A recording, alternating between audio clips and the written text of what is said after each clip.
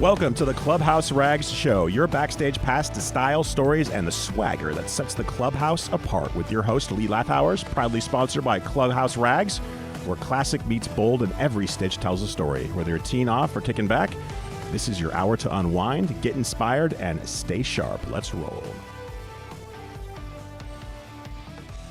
Thank you, Mike.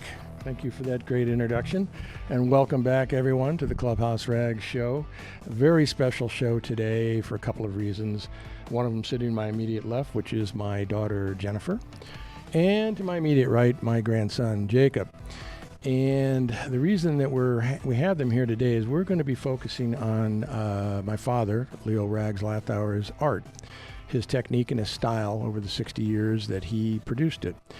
And I couldn't think of anyone better that knows more about it than Jennifer, who grew up with it, literally. I have 3 children, and she's the oldest of my 3. But she had more connection with Dad than anyone else in the formative years. So I thought it'd be a great idea if we brought her in. She's going to kind of throw some questions at me. And Jacob now, Rags would have been his great-grandfather. So he's here to kind of add to the mix, and it should be an exciting show. So we got a lot to cover, and we're going to do the best we can to give you a full immersion into what Rags style, how it started, and where it ended. Absolutely. And we have 4 generations here. We have, of course, your dad is with us in spirit and through his art as well, which we'll be, reviewing extensively. And then we have you, yourself, Lee, the son, and then lovely Jennifer, the daughter, and then young Jacob. So Jennifer, real fast, just maybe some memories you had of growing up with Grandpa. I mean, just in general, besides his art, he was a comedian. He was hilarious. He was always joking around. I think he was a fairly short man. He was 5'4", and he always would act like he was, 7 feet, 8 feet tall. Even until I was a teenager, he tried to pick me up every time he see me, and you kind of had to let him. You had to, not crush that pride. But yeah, he was funny. He was a jokester. He was a storyteller. Obviously, a great artist, and just an all around really, really good man. Absolutely. That sounds fantastic. Yeah. 4 generations, 1 represented in spirit. But we're going to go through a lot of these art, the great Clubhouse Rags. Make sure to check out more at clubhouserags.com. You can read about all the fantastic story of Lee's father, as well as their great apparel and more. So make sure to check out clubhouserags.com. And we'll be right back right after the break. Stay with us. You're listening to the Clubhouse Rags Show.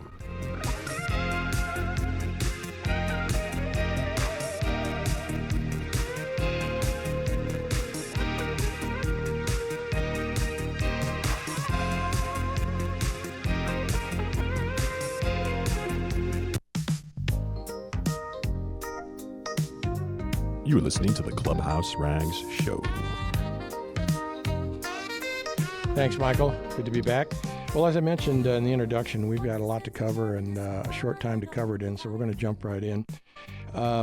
Essentially, we are focusing on Rags' artistic style today, and what we always refer to as his highly stylized retro art technique, which is basically what it was all about.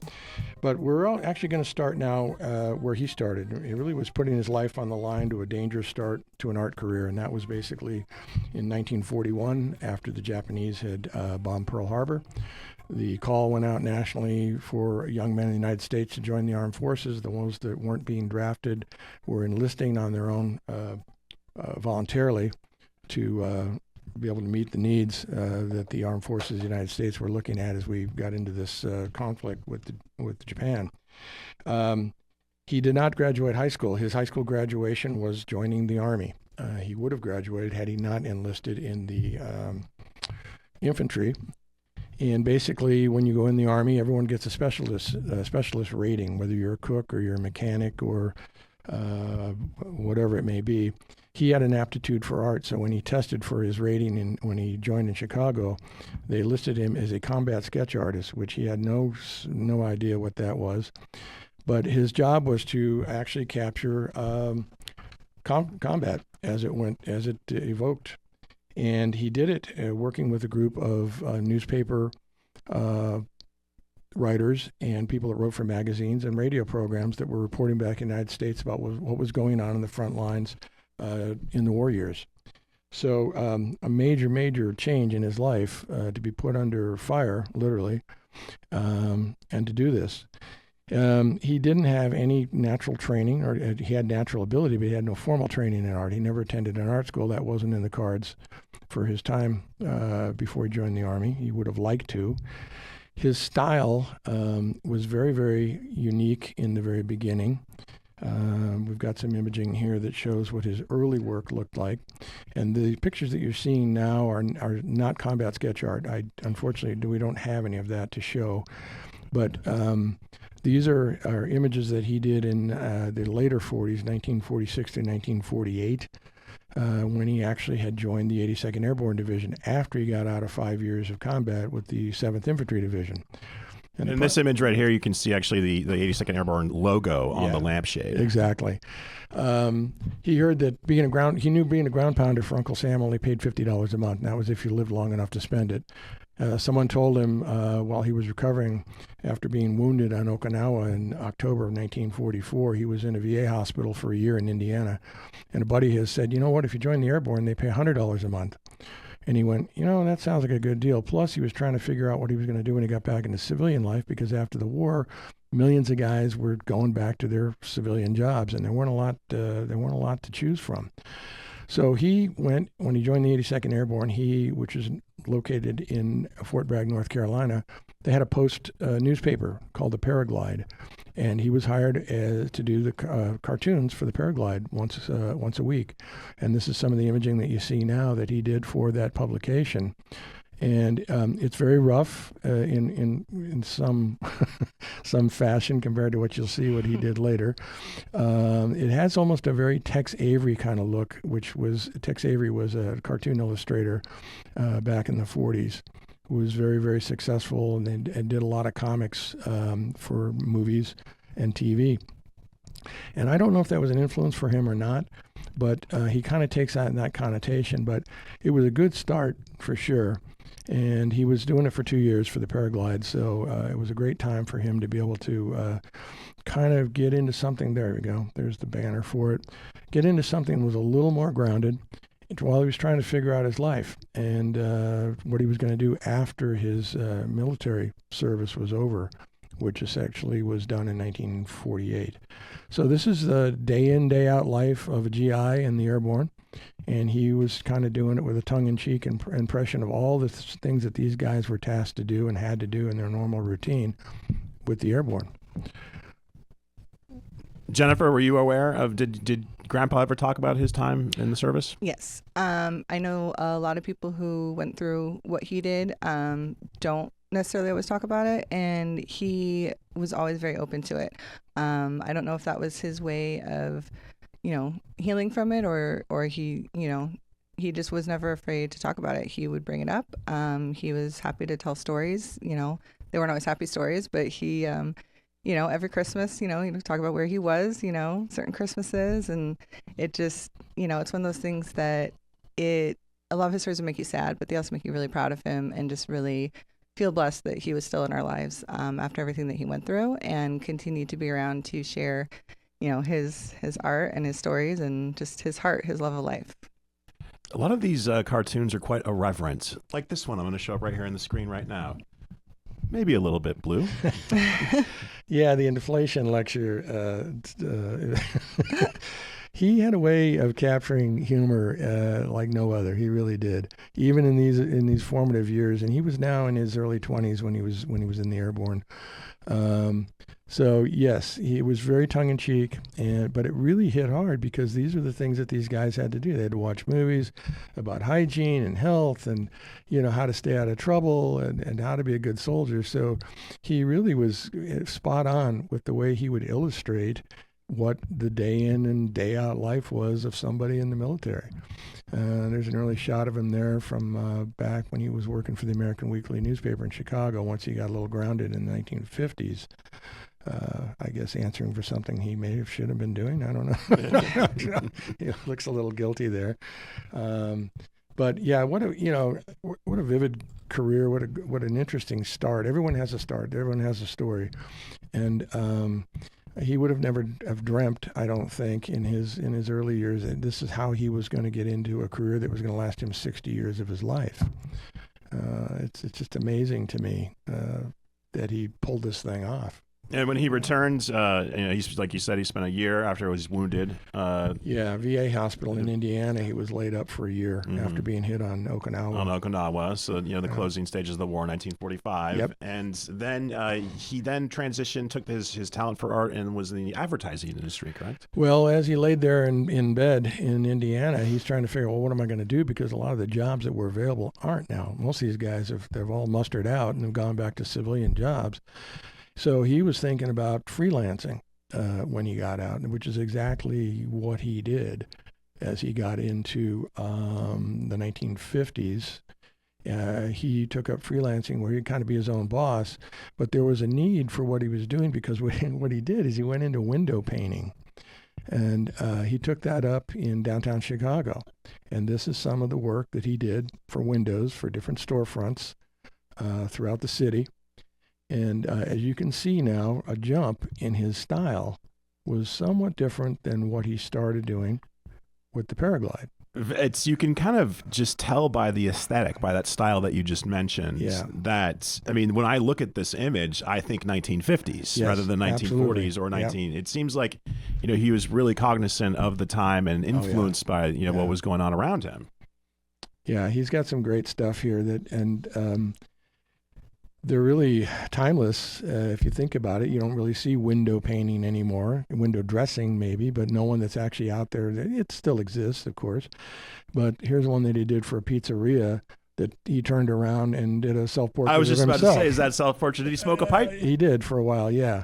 But he figured after 5 years in the war, what was a little pipe smoking going to do to hurt him? So, he just had such a keen eye for the passing scene. That's been said about him many, many times in his career, and it's true.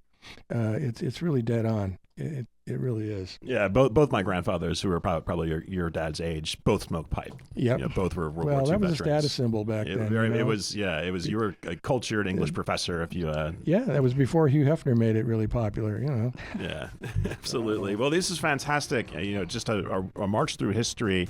We have a lot more to go through. A lot more from the 1950s, the 1960s, through the 1970s. We have political commentary. We have black and white fine art. We have a lot to get through. So thank you so much. You're listening to the Clubhouse Rags Show. Make sure to check out more information at clubhouserags.com. That's clubhouserags.com. And we'll be right back. Stay with us, folks.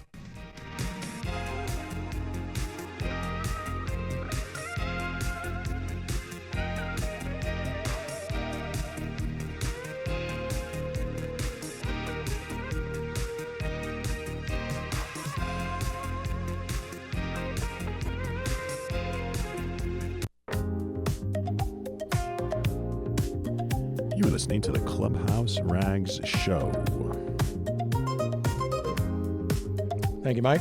Good to be back.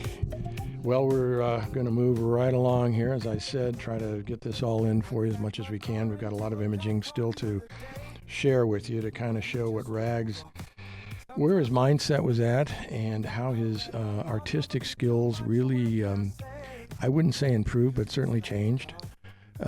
His style changed a little bit, I think, to be maybe more with the times. As Mike just pointed out in our last episode, a lot of his work on the window painting did look very circa 1950.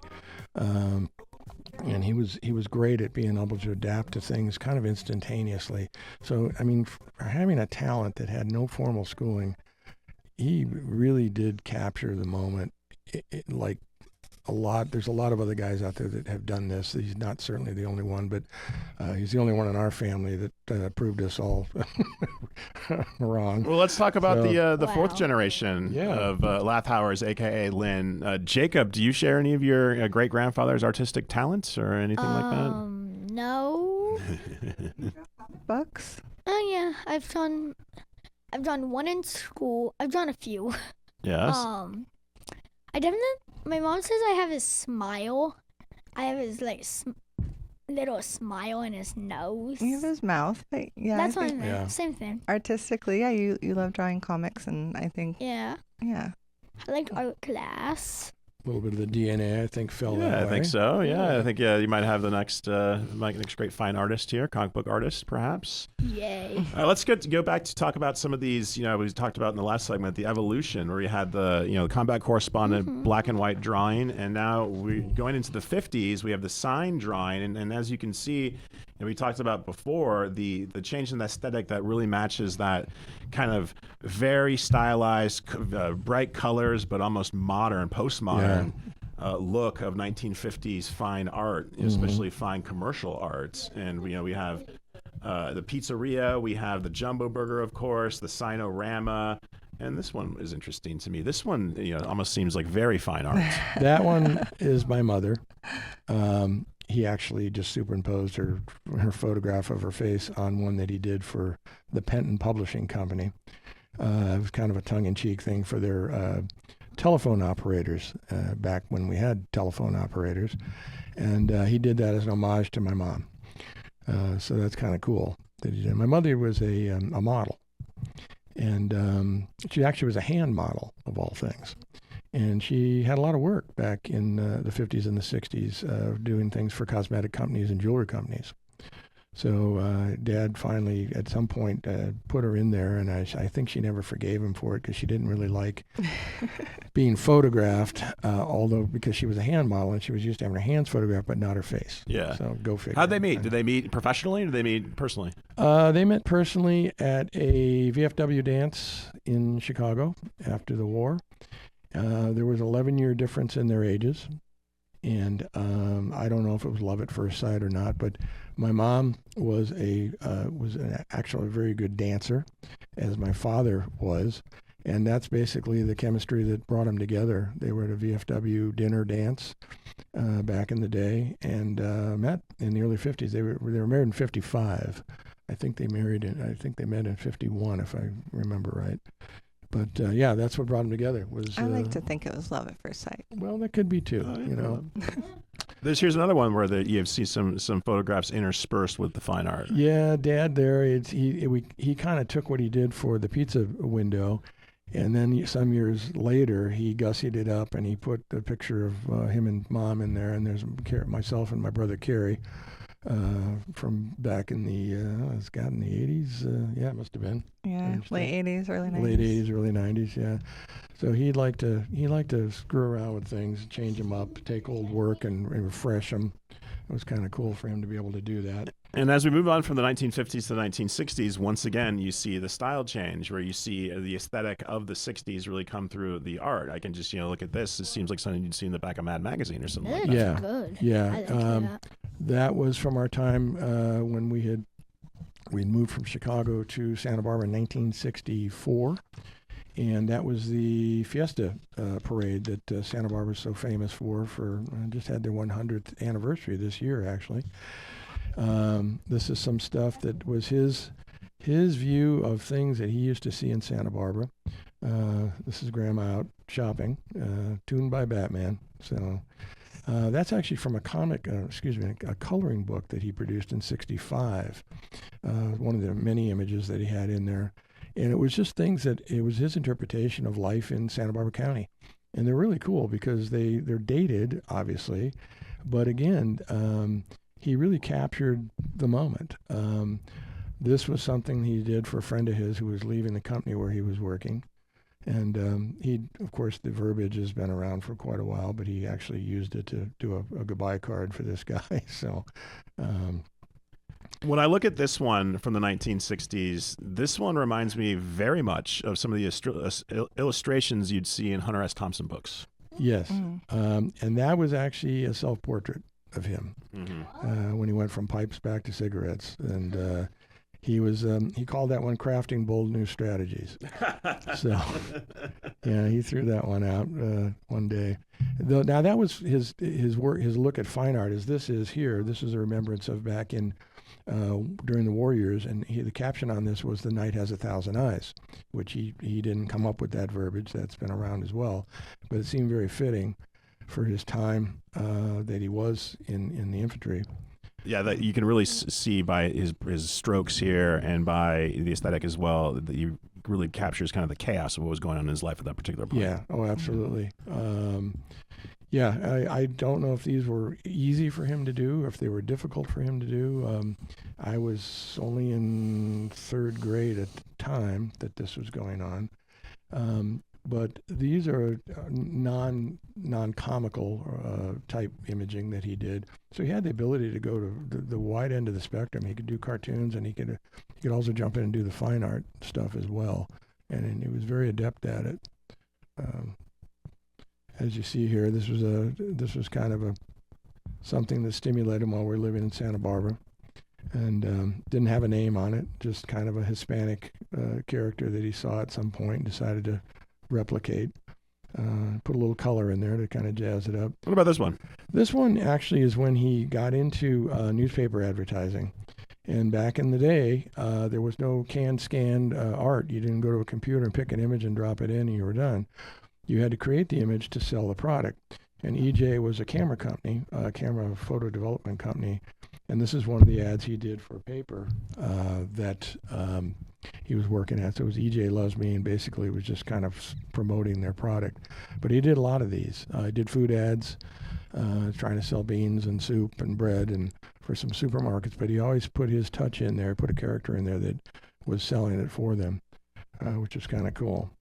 So he also did some time with the county school district in Santa Barbara. Actually, the best job he ever had, 1970 to 2000, 30 years with the Santa Barbara County school system as the graphic artist.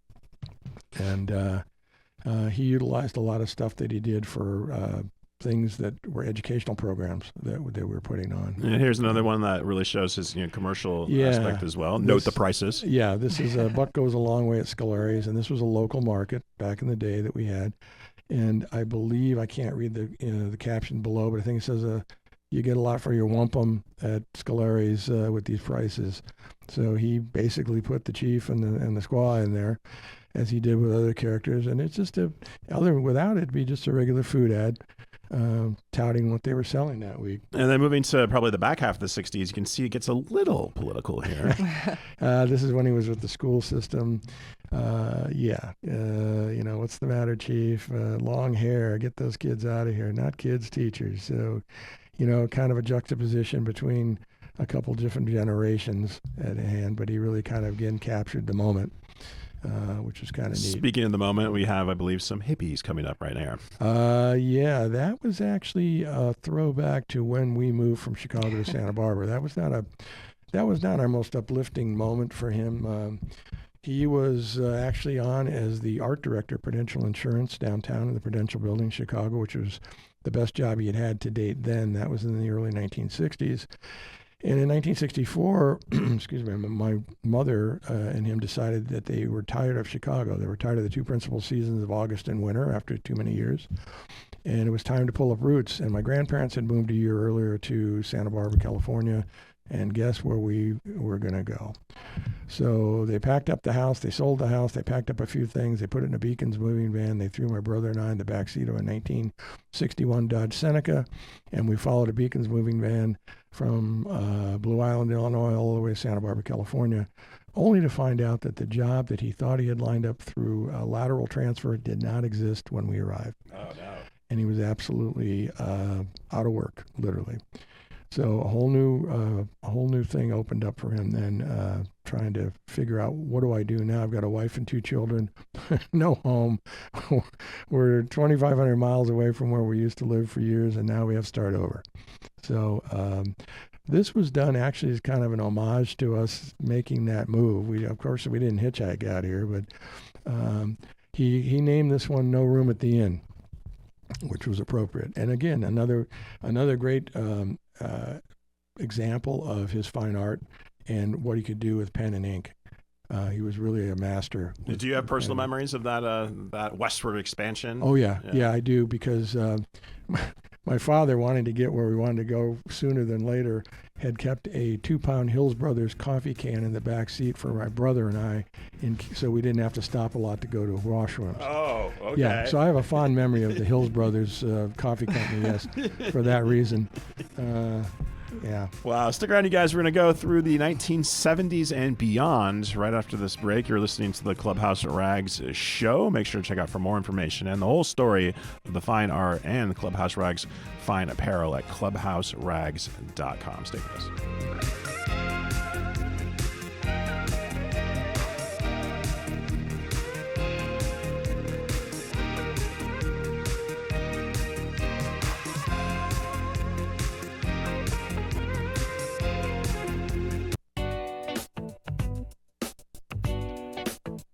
You are listening to the Clubhouse Rags show.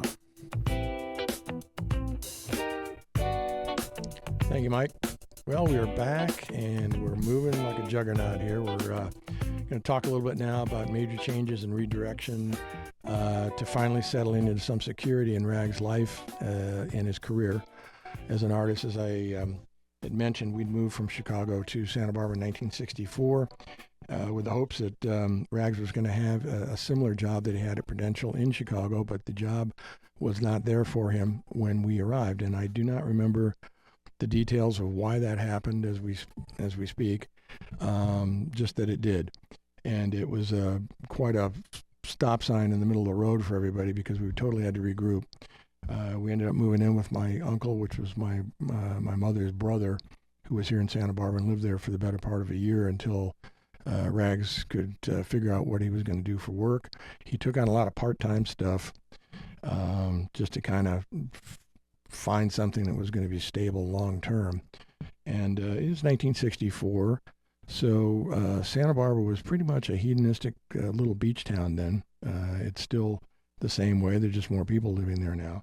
But he continued to do art even during this time when he wasn't being paid for it. That was a great release for him. And one of the images that he did was some of his fine art stuff. He did this in 65, and he just called this The Dancer. And I don't know where his inspiration came for this particular image, but obviously it is, as it's called, The Dancer. And the gal who is taking a break and contemplating next moves, contemplating the art of the dance, really caught the attention of my daughter, Jennifer, who loved that piece. And there was only one original. It sat in the only framed artwork that we had in our home were these fine art pieces. That's the only thing that Dad ever displayed that was for everyone to see. Jennifer, what was evocative about this for you? I don't know. Ever since I was little, it just always stuck with me. I don't know. I felt like I knew her. I felt there was something, I don't know. I felt a connection. What she felt, yeah. And I just always loved it. And so, when he passed, I asked, my dad if I could have the original, and he gave that to me. And then, getting older throughout the years, I did end up at some point having that exact same hair. And, people always told me that, oh, it's you. I'm like, no, it's long before I was born. But yeah, my Jacob, he, when he was very little, I still have to convince him that it's not of me. It is you. I've been telling you for like the 10 years I've been on here. On the planet. If you look, she has that same chair at home. Well, at least, yeah. It is her. It is an identical copy of you. Okay, I'll take it. You have that hair. You did sit in your chair like that sometimes. Oh. Yeah. I've seen you sit in the chair. The eyes, sort of, you do kind of have those longer eyes. I see it. I'm on Team Yep. Jacob here. Yep. Yeah, I see it. Mike agrees with me. Yeah, Yeah. absolutely. Yeah. I even got it tattooed on me. It's on your leg. It is. All right, now we talked about moving on to the 1970s, and is this where we really start to see kind of the skeleton of the current Clubhouse Rags characters being created here? Yes, it is. 64, we get here. 65, he finally starting to do some work, but he'd been working in the background with things.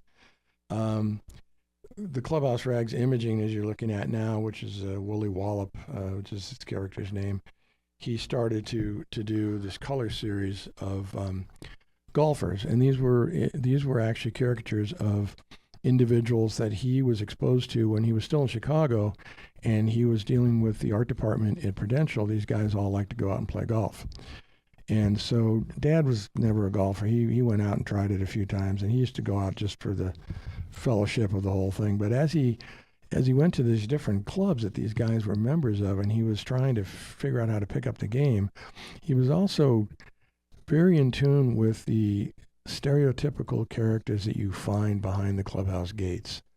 And he did as he normally did. He took pen to paper and he started to replicate what he felt was the image of these guys. There's the doctor. There's the guy that can't find a restroom between the front nine and the back nine. There's the guy that always plays in terrible weather. There's the guy who can't count, doesn't use a scorecard. So he really captured 8 different characters. And that's what we use to formulate Clubhouse Rags. Another set of series that he did, as you're looking at here, is he wanted to do at some point an homage to people that he had worked with over the years. And what he did is he called this the Secretary's Handbook, or Typos and Office Clowns I Work With, Under, and Why. And so he came up with this batch that he did, and it really is very, obviously, again, spot on. Now, this is getting away from, he's still pen and ink. He's still using pen and colored ink here. But if you look at the detail that's in these imaging, it's really quite amazing when you look at what he captures with the hairdos and the faces and the anatomy with the feet and the hands and the different positions that they're in. This gentleman here is known as Tarzan the Office Boy. And he said, nothing but muscles and pimples, reads Boss's Playboy magazines, man of the world, but would like someone to explain the girly pictures in Playboy to him. So he had a little caption for all of his characters here, but really just people that he felt were part of his life as he was working and kind of getting better as an artist, getting more adept at capturing things, and he was really, really, very good at doing that. I always feel like they look more like watercolors than pen. That's what I was about to ask. Does he actually use pen, or does he paint it? Well, he used. That's a good question. He used ink from a pen. He also used color from the same pen. These pens are called rapidograph pens. They look like old fountain pens. They had the same type of tip, but they had a plastic color cartridge that you could drop in, and you could change out the colors. Now, for the broader strokes where he's filling in color on someone's clothing, he did use water-based watercolors with a brush. And he did that. He had special-made brushes at different widths that were custom-made in Germany. And they were camel hair brushes, which was very common back in the day, which is like what he's done here with, we call her Dee Dee Shapley. She's actually, he wrote kind of a cute thing about her. He actually called her, let's see, we got her on here. Oh, the receptionist. Yeah, that tracks. Yeah. Yeah. Lieho was the Liho. This gal changes the color of her hair every month, and when she leans over to talk to you, it looks like her knees are coming up through the top of her dress. She belongs to the touch school. Everyone keeps her in shape by touching her whenever they can. So, as the decades have progressed, the irreverence seems to increase. And yes, this next one, not only in art but also in idea as well. Yes, this was during the early conservation days of the 70s. Conserve water, shower together. Another little zinger that he did. And again, as I mentioned in previous episodes, Dad never sold anything that he drew, created. He was of the mindset that his work would never rate in the eyes of his contemporary artists. So he would do something, he'd put it to the side. He'd do something, he'd put it to the side. And that's why we had such a great time being able to share with all these wonderful images. I know Jen had a field day with him growing up with different things. She was his fave because she was the first grandchild. And he really had quite an affinity for her. They had a great relationship together back in the formative years. Oh, and here we go. This is something that was quite popular then and more popular now that it's been legalized. But that's true. since the heat's off, we even take trading stamps for pot now. For those that are old enough to remember when there were blue chip stamps and green stamps, this was one of his political cartoons that he did for a small paper that he was finally got a job with in Santa Barbara. So it's relevant to the times. I think it's 1968 is the date on it, I believe. I think it's 68 if I'm reading that right. But yeah, he was allowed to kind of have some creative freedom. It didn't really send up any flares. It didn't really upset. Well, let's go many through some of people. those political cartoons because I think that really is revelatory here. I mean, here's one, about an incident I believe that doesn't really get that much attention anymore. The shelling of the USS Pueblo, I believe, in 1968. Yeah, when the North Koreans hijacked the USS Pueblo. And, as you can see the sign, 20th Century Pirates, and they've got a picture of the Pueblo on the mast there. And they're pulling in, I think it's the USS Forrestal that they're looking at. And, there's the caption, "We've got the Pueblo, shall we try for a jackpot?"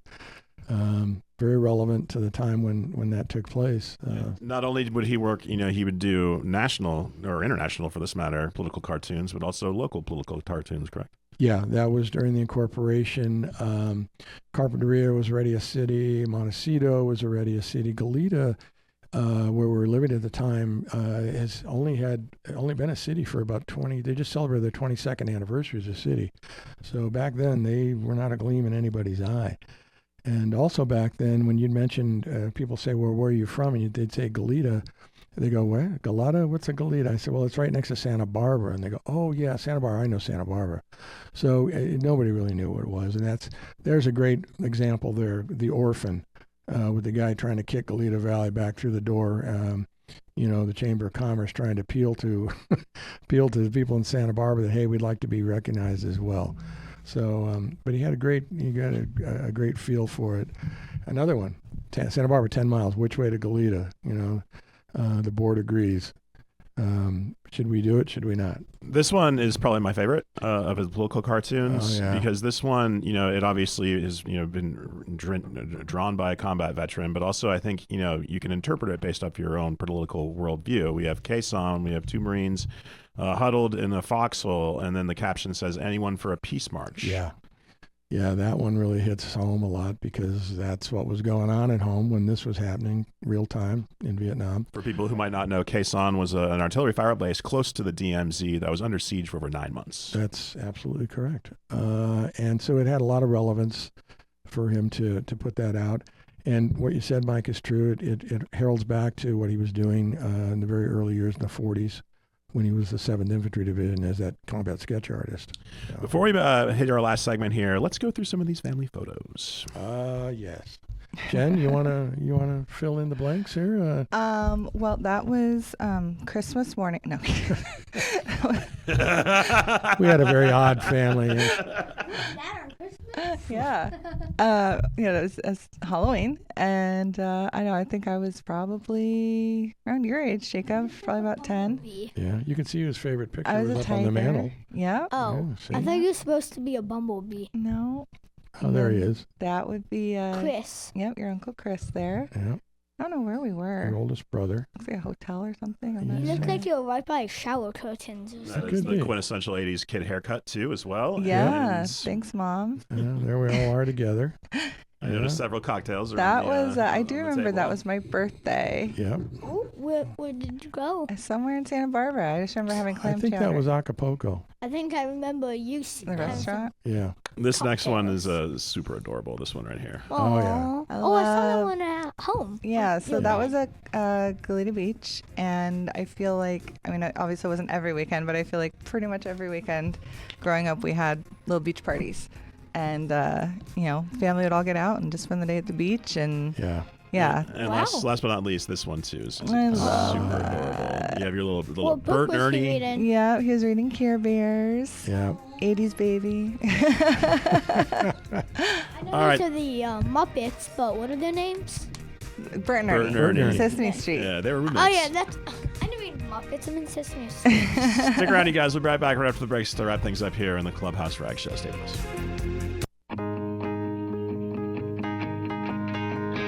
Welcome back to the Clubhouse Rag Show. Hey, we are back. We are back, and we have had a whirlwind tour of an exceptionally gifted and talented graphic illustrator. My father, Jennifer's grandfather, and Jacob's great-grandfather, Rags. And it's been, well, there he is. There's the old master right there. Great photo of him. Just really wanted to see if there's anything left that you want to add, Jen. Thanks, or Yeah, no, I just, thanks for having us on and showing us all the art and pictures. It's always good to talk about him and see him. And I see him every day in Jacob. Or when Jacob was born, the second they handed him to me, I was like, oh my God, that's my grandpa. He looks so much like him. So Wow. it's nice to just all be together and talk about him. yeah. So. Jacob, you want to? Yes, I something actually quickly? do have a quick question. Okay. So was Grandpa more Leo? Was he more of the like energetic kind of person, or like calmer? No, he was very energetic. He was very animated for 5'5". Yeah. He had a great sense of humor, and he always utilized it. He was always telling jokes. Just like you. Yeah, he really was. So I want to thank Jennifer, and I want to thank Jacob for sharing this time with us today. Thank you. It's been great to have him here You're and just kind of get welcome. their take. Thank you. I also want to say, last but not least, to Mike Geary, our executive producer, the man behind the switches over there, that makes these things possible, makes us all look really, really good, makes the Clubhouse Rag Show a reality. It's always nice to come down here and be able to do that with him. Mike, anything you'd like to add? I appreciate that. This has been an absolute joy, a pleasure, helping, you guys, and also for my own benefit too, seeing this incredible journey of, your father, and all, having these 4 generations here, 3 generations in one Yep. spirit.